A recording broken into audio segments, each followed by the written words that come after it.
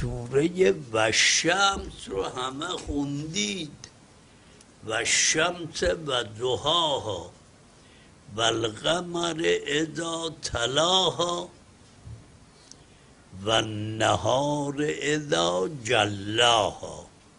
3 کلمه پشت سر همه.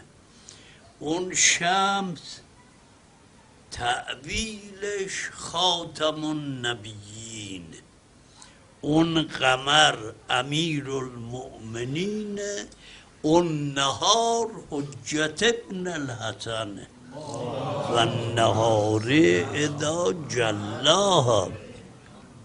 همه تون تصمیم بگیرید و این کار رو هم رواج بدید، شروع کنید هر ماه بدون استثناء 1 ختم قرآن بکنید و اون قرآن را هدیه به خود امام زمان بکنید.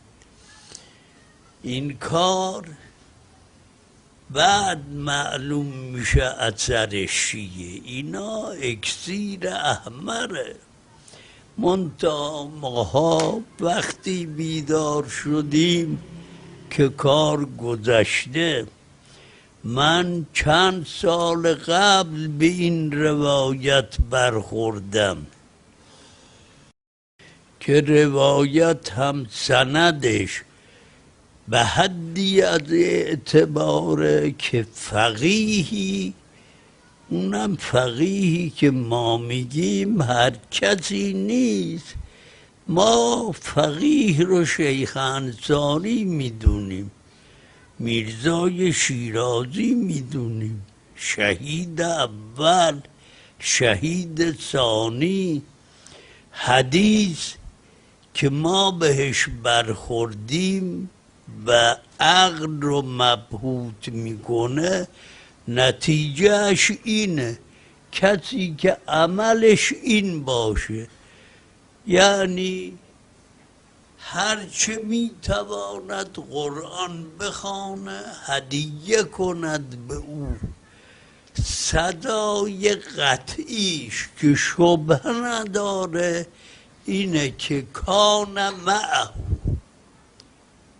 اصلا جزاش میشه معیت.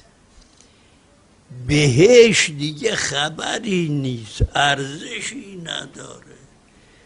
کسی که کارش این باشه اون چه میسر قرآن بخونه و هدیه به امام زمان بکنه، اون چه به او میدهن اینه که در دنیا و آخرت با او خواهد